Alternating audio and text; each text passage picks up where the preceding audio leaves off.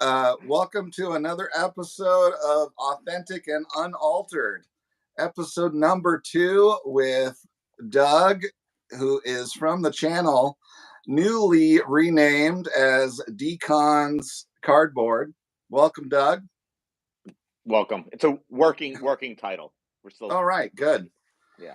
Well, I intentionally made guest number 2 as Doug because Doug is the number 2, and I hear that has a positive connotation if said with the right inflection. So, I feel good about that. All right, good. So, your new channel name, dkahn's Cardboard with a K. Was this your attempt at cleverness, also with a K? I guess it was. Yeah, sure. Yes, it was. All right. Can we expect more brilliance like this in the future? I think you better. Mm-hmm. All right. So, for your first YouTube video that focused on vintage cards, the subject was Luke Easter. Is it your goal to collect religious holiday-themed athletes? Yes. Unfortunately, short supply, but definitely working my way through. All right. Can I interest you in some cards from former Indiana Pacer Raheem Christmas? Yeah. I already have Chuck Ramadan, so we're doing pretty good. All right. Excellent. In your recent roundtable discussion with Dylan of Double D Vintage Baseball Cards, you and others expressed the opinion that the best era of baseball was the 1950s. Considering the fact that your favorite team did not exist until 1962, it seems you believe baseball was better without the Mets. I think. Can you explain this paradox? I kind of can. I kind of legitimately can. One is I do think the Mets is an amalgamation of the Brooklyn Dodgers and the New York Giants. I think that I feel like that is their legacy. Even though I admit it's a bit of a stretch to call that their legacy. Yeah. Well, I do hear that the colors were stolen from the other teams, with the blue and the orange being the combo. So yes. And we have the Jackie Robinson Rotunda and the number 42, and so they're capitalizing on that in a marketing way. Absolutely. Now, speaking of the Mets, their biggest stars of the 80s, where we both grew up, their biggest stars got caught up with a drug that ultimately derailed their Hall of Fame trajectories. At the time, though, did that lead to an increase of childhood cocaine use among young Mets fans? Nah, you know what? Probably. But I kept my nose clean, figuratively and literally. All right. Well, ultimately, my concern is about the potential for brain damage. And speaking I definitely had some of that, but that was from falling on my head from high altitude. Okay. Well, speaking of brain damage, we've seen Dougie K, and Perrier to this point. How many personalities are there in your multiple personality disorder? I don't know, because Perrier just unleashed himself recently. I had no idea he was in there. So I think that it is TBD. All right. Just out of curiosity, which personality does your wife prefer? She prefers a mild-mannered version of Doug. Okay. Mm-hmm. All right. Thanks, Doug, for playing along. For the folks at home, I warned Doug up front that I was going to start this interview in the style of Between Two Ferns. If you haven't seen that, please check it out. But I love the humor you bring into your videos, and I've kind of always felt like our humor comes from a similar place, with sarcasm laid on thick, as well as a healthy dose of self-deprecation. So yes, definitely. While I normally make use of pop culture clips to insert my humor. You are really a performance artist. So I was wondering, do you have some kind of history of performing? No, I don't. Although I have a history of wanting to, except I think that I have a history of being too scared to follow my dreams at a young age, and then finally feeling comfortable with myself and having my. But I actually no hard. I don't wish that I went a different way because I don't wish like I had a life of something else. So we're getting deep now, but All right. no, I don't have any history at all. All right.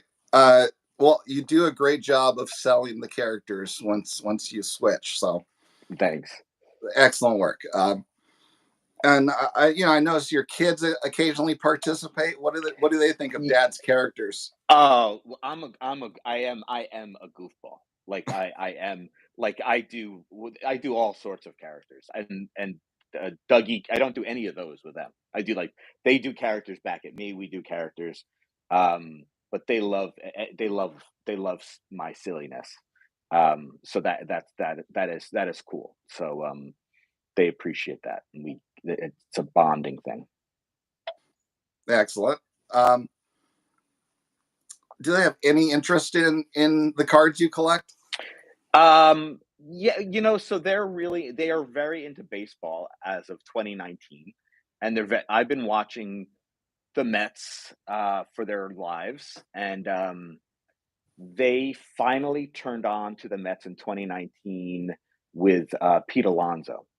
Like me watching the game and them seeing this like rookie defy expectations really excited them, and we started going to games while he was chasing the rookie home run record, and that really got them excited. And now they legitimately know more about modern baseball than I do, and so that they are excited about. They're excited to hear about baseball history. The cards themselves don't mean that much to them, but they can appreciate it on some level just for being like kind of fans of the sport.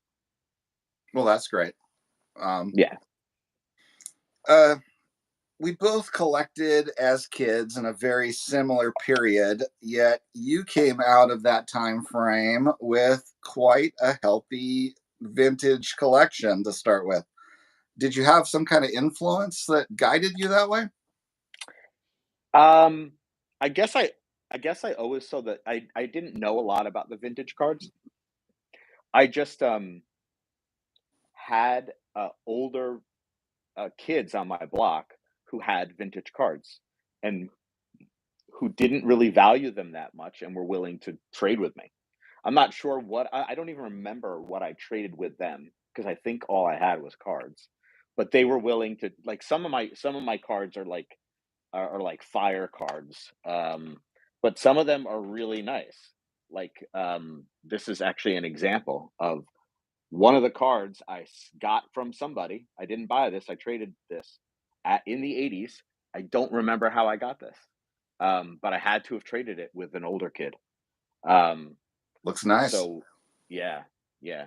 So I just traded a lot. Like that was like what I did with my free time for like 2 years.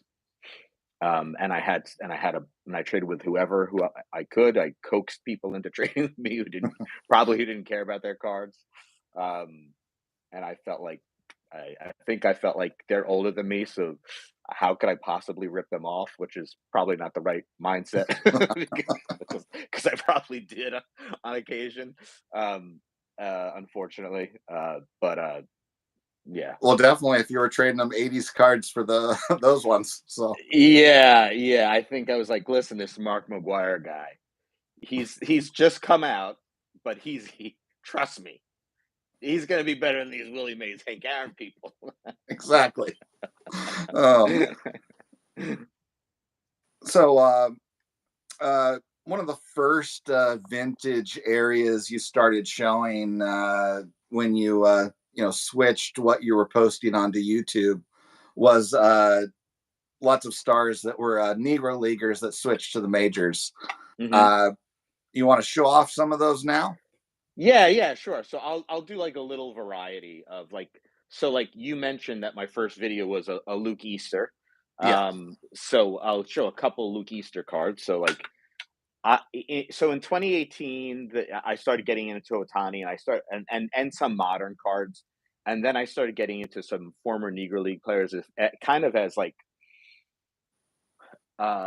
great stories that I was just finding out about, and getting excited over, and then starting to get their cards. So like this is actually a Luke Easter card that I've gotten over the past year, but this Luke Easter card I got a while back, and this I think uh our friend Adam of Vintage Sanctuary recently said that his favorite non-top set of the 50s was 1952, and 1952 Bowman, and I think that this is like a really stunning example of that.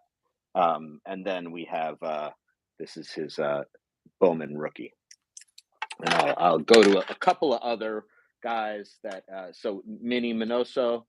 Um, I collected, Nice. and this card I got early on, and then I thought was so amazing, and it probably was. I think this was my first 53 Bowman card that I ever picked up, I mean, if and I I just think saw that picture, not knowing what it was, it so looks like a you high said school senior portrait. yeah, yeah, yeah, and I've seen, and I would love to get this, but I've seen cards where Mini signs the bat going down, and it seems just like perfect real estate on the card. That's uh, cool. for that. And then here's another one that I think is pretty cool looking. And I don't know how many of these I should show, but one I want to make sure I do show is I think a really underappreciated guy in the hobby. He was the first ever former Negro League black pitcher. Came up just a little bit after Jackie Robinson, I think the same year. He was Jackie Robinson's roommate. He only has this one card. This is Dan Bankhead. Um, he was from Alabama, I believe. Hopefully, I'm getting all the facts straight. I did a video on him too. Um, he was terrified of hitting a white person, and what the and how that might cause outrage. So he had it in his. He just had this. He just couldn't pitch comfortably. Yeah. Um, so it's kind of a sad story. I think Buck O'Neill is has some of the best stories about the Negro Leagues, and he has some good stories about Dan Bankhead. And he had brothers who are also in the Negro Leagues. I think Sam Bankhead is the most significant. Um, but yeah, so he kind of had a family there. And then I Yeah, but you have just never hear about him. You only hear about like Don Newcomb. So right. And then speaking of, I have a Don Newcomb here too, but I don't know how many I should go into. Um, so Sam Jethro is definitely he's another guy that I focused in on, and there's just so many really cool Sam Jethro cards. So this is the 1950 Bowman. This is his rookie card, yeah, that's a cool one. um, and then the 19. This is a 1952, 1951. And I think this card is a really cool and well, I don't hear people talk about this much, but this is the 1952 tops. But look how colorful that is. Like it's the background. Like Yeah, the it's background doesn't. just makes the photo just pop so much. Yeah, it really is kind of a unique 1952 card. It's like I think it's kind of amazing looking. Um, and then Sam Jethro was, all these guys, or a lot of these. Sam Jethro was the oldest ever rookie of the year. Um, because of integration. Yeah, He's one of those guys who a lot of these guys, Luke Easter, Sam Jethro, they're like what if stories, sure. and they're not Hall of Famers, and they're not well known generally, unless you're a collector. Um, I feel like yeah, I feel like those are really interesting, because it's so clear how talented they were. Because they both of them, Luke Easter was started playing in his mid 30s. He started playing in major leagues in his mid 30s, Yeah. and Sam Jethro, 32. Um, and then got his first. Um, Roy Campanella got his first MVP at like 30. Uh, and when you think about Mike Trout, has three MVPs before 30. You know, Yeah. so it's like how good he was from 30 on. He got three MVPs in his 30s. It's like he could have had three more. Oh yeah. Um, I mean, so if we'd seen his whole career in the majors, yeah, he could be the unanimous greatest catcher of all time. yeah. So like all these guys, and I have Don Newcomb hidden here somewhere, but it doesn't really matter. Um, I have a bunch of others. I have Monty Irby, Larry Doby. Obviously, I think Larry Doby is one of those guys who I think a lot of these guys he had it as rough as Jackie Robinson. He was the second ever former Negro leaguer in the majors and the first ever in the American League. Yeah, so it was Um, all different cities and yeah, getting the same he abuse from those cities. he had all the abuse and none of the glory. And I'm not at all being dismissive to Jackie Robinson because I think Jackie Robinson was like a unique human to to represent um, integration. And I think he was just he also was a really good spokesperson. Um, and then so this is not at all. I was not. I When I first started collecting, my vintage card budget was lower because I was also buying packs of cards to open with my kids during COVID, and I was also buying modern cards. This card actually was. I think I mentioned this. Yeah, this was a gift, a raw card that was a gift, like 3 years ago from my sister, which was really generous. Awesome gift. Yeah, and I just got it graded. All right. Moving on then. Um, so you came back to collecting in 2018. You mentioned a little bit already that you were kind of divided between a little modern, little vintage. How have you evolved, over the last 4 years? Yeah, so I was, y- y- I, the modern. I, I think that I was kind of thinking of it more of as to be honest, I think a little bit more like maybe an investment um, in those days. But it was like the collecting bug definitely from was reignited with Otani, and I was kind of seeing Otani as like this force of nature, like this once in a lifetime kind of phenom, um, and uh, and then I was already really into baseball, and playing like fantasy baseball and keeping up with people. So then I started wanting their cards and going back and getting like Cody Bellinger rookie, which we all know has taken off recently. No, because I'm joking because he's had a miserable last couple of years. After he and Yelich were like the top two players in 2019, they both hasn't been good for them. But yeah, it's almost hard for me to get right back into the mindset of the modern cards, but I still do get some modern cards. But I think I'll focus more on like uh just less expensive cards and also more like people who are already established, like not really taking flyers, like a Mookie Betts cards, Mike Trout cards, Pujols cards. Um, and I don't have a lot of any of those, but those are people that I'll think about. Um, those Yeah. are the people that like I don't have a ton of Mike Trout cards, but I did this year or the last year get a I did with all my vintage stuff. I got a Mike Trout rookie, although not his tops rookie. I got his tops finest rookie, not his not his flagship rookie, but his tops finest rookie. Um, So, but I am thinking of maybe selling that. If it goes up a couple $100, I'll sell it for vintage. Otherwise, I'll hold Sure. on to it. All right. Good call. Um, so um, I've seen a number of your past videos where you mentioned you needed to grade certain cards. And you recently did your first SGC grading and gave us a reveal video, which, by the way, was really nice cards in that. Um, how was that experience for you? And is this something we're going to continue to see moving forward? Yeah, yeah. So it was really gratifying. And I think that I think I'll be a little bit picky about what cards I send, but I think that one of my major objectives with sending cards is like, let me make sure this card is authentic.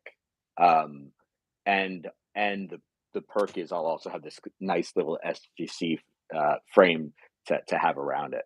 Um, I think I have like one card on my mind right now in particular that I really want to grade, but it's oversized.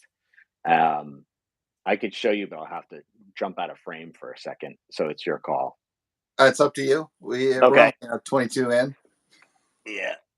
Okay. So this is a Dizzy Dean 1936 glossy card. That's sweet. Yeah.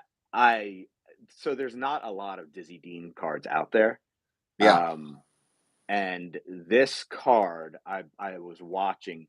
There's one graded right now that's out there. There's only one listed on eBay, as far as I know, but it was pricier than I wanted to go. So I finally found an auction um, of this card and got it for a significantly lower price. But I want to get this thing authenticated and graded. Um, and I was I think Theo Clemente Collector was saying that he knows of a service where you can get oversized cards graded through SGC and not pay the premium. So I need to talk more with him about that, because otherwise this is $50 just for Yeah. grading, and it is $25 for shipping. So it's really $75 just to get it graded and back to you. Ouch. But this card's like one of my I think whenever I just love a card, I have to say it's like one of my favorite looking cards of all time. I think that's maybe one of my more overused phrases, but this is one of my favorite looking cards of all time, at least pre-war. Yeah. It has the same. He has this pose in like his 1933 Gaudi, similar pose. He has a similar pose in a lot of pictures, but this is like the most pronounced that it ever is, and it's just so crystal clear. It's just, yeah, it's just stunning. So Absolutely. I want to get that graded. That would look great. Um, so one of the things I really like on your channel is when you show us uh, things that are just completely different. I'm thinking like when you showed us Jesse Owens cards or famous aviators, the Liebig Ted Williams, or the child abuse slash bullying cards. um, anything else that you've collected that you might want to show? Give us a world premiere. Um, Along those lines, I don't think so. Although I will say that I did just get a 1901 Ogden Winston Churchill. 1901, Yeah. raw for like $25. Um, so and I know Mangini loves my use of the word raw. So Sure, he did. I said, think of me as a friend. He says you got to stop saying raw. I said, think of me as like one of those friends who has really bad grammar and it really irks you, but you just love him so much you can't help but forgive him instantly. um, So you're so saying that 1901. What was his position even at that time then? war correspondent. Okay. he was a war correspondent and he was a POW, or yeah, he was a POW for a time. I don't know all the details, but yeah, so it says war correspondent on the card. Yeah, because he wasn't And prime minister till like the 30s, right? nope, nope. He's a young, dashing looking. Well, dashing might be an overstatement, but he's a young man. Yeah. He looks nothing like the Winston Churchill that people think of in that picture. But I think it is a Winston Churchill rookie, and there's more out there. And I was hoping to get a graded one, and now that I'm mentioning it, I think I just want everyone to hold off until I have mine. Okay. Definitely sounds like another unique item. So good Yeah. luck with that. Um, all I had left now was a little bit of get to know Doug random questions for you. Okay. You ready for that? Sure. All right. If you could be any animal, what would you be and why? Yeah, that's tough. Um, so I've always had trouble with these types of questions. Um, so I tend to say like my favorite animal is a manatee, and I think rightfully for some people find that pathetic. Sea Um, cow. but yeah, it's a sea cow. I'm not saying I'd like to be a manatee because those guys get mistreated. But the thing that I do like about manatees is they seem like they're just kind of like um, loving creatures. Um, and as much as like I have like these shark personas, like I think I think at my core I find like kindness and like yeah, kindness and openness to things and to people like a great quality in others. And the manatee seems like it's the animal that best represents that, although sometimes often tragically, with saying, "Oh, that boat looks like something to hug," and then the blades. Yeah, I know what you're saying. All So right. that's the closest I can come. I'm not saying I'd actually want to be one, but maybe I want to go in and hang out with a couple for a while. They do look pretty chill. Yeah, So, they're a good if you time. could have one superhero power, what would you choose? These are this. I'm a bad guy for these questions, but I will think about it and I'll pick something. Um, um, Come on, you haven't had any of those conversations with your kids? no, I have, except I'm always bad at them. Like, cause I mean, I guess flight, right? Flight's pretty cool. Sure, it is. Flying, Yeah. flying. Like, who doesn't want to fly? That's awesome. Like, I don't want to be invisible and like eavesdrop on people and hear that people think I'm an asshole privately. Like that's not great. Yeah. Much better to just have them tell It's you much straight to your better to just face. just be like, you know what? I've had it with this. I'm out of here. Flight. Yeah. There you go. Mhm. Uh, so, who would play you in a movie about Doug? Um, Johnny Depp, but in another 20 years. Like Johnny Depp really, like he used to be handsome and now he's like kind of like drunken and, fangle toothed. So see what he was like in 20 years and then have him play me. All right, great.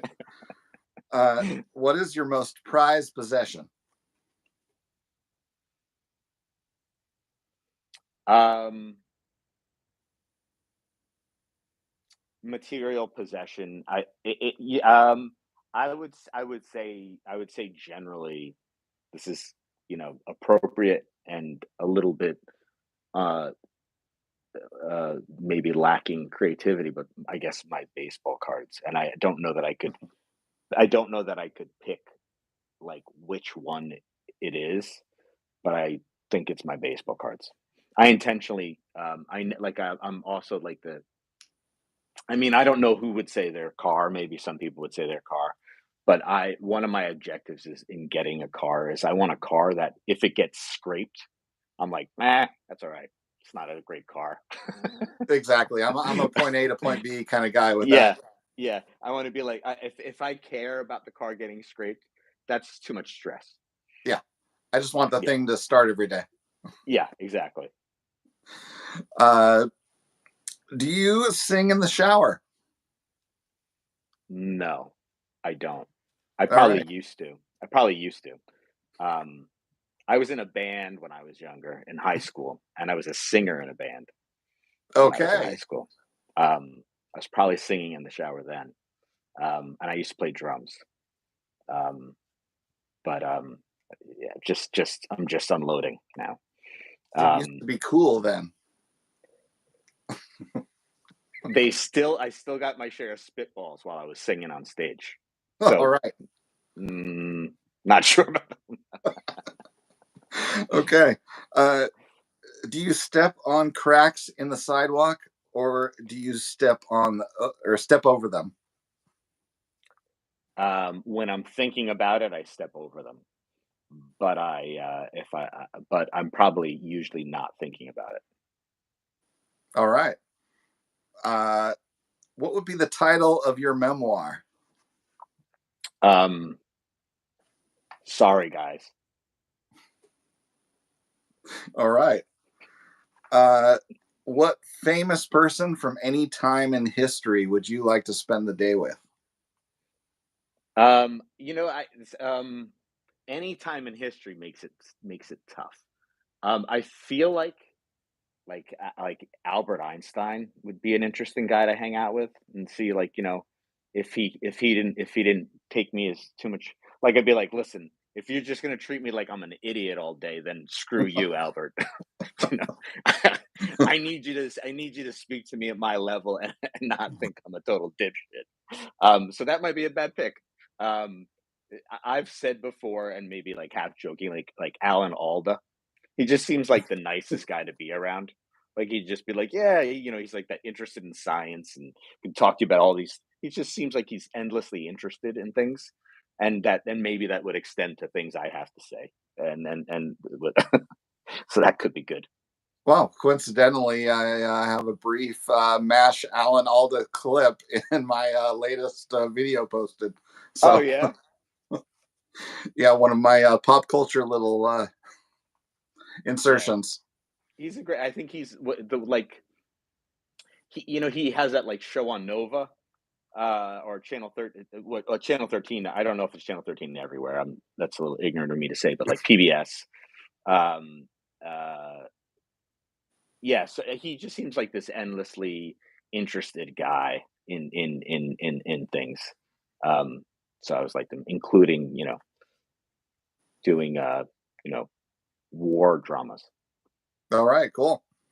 Um, what is your favorite between cheese, butter, or bacon? Cheese, cheese. All right, good choice. I guess with your proximity to New York City, you definitely need that on your pizzas. So Yeah. pretty vital there. Um, last question? What's the favorite road trip you've ever taken? Um, so I had to fly to take this road trip. But I flew to Reno and then I drove from. This isn't even that long of a road trip, but it's the most, I think, the coolest road car drive I've ever taken. I drove from Reno to Lake Tahoe, and I had to drive up through clouds, over the clouds, and then down through clouds. And like, I'm not really used to, I think, especially with then, this is over 20 years ago.